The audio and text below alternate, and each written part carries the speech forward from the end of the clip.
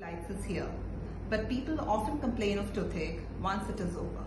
Why? Because the most tempting part of Diwali celebrations is sweets.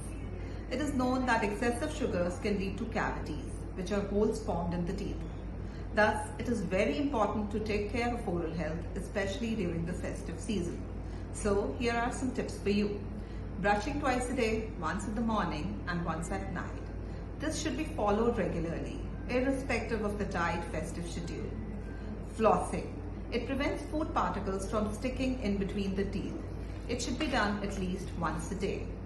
Third, tongue cleaning. This is to avoid bad breath. Fourth, mouth rinsing. It is always advisable to rinse your mouth with plain water after eating. Last but not the least, watching over the frequency of sugars being taken during the day. Thank you.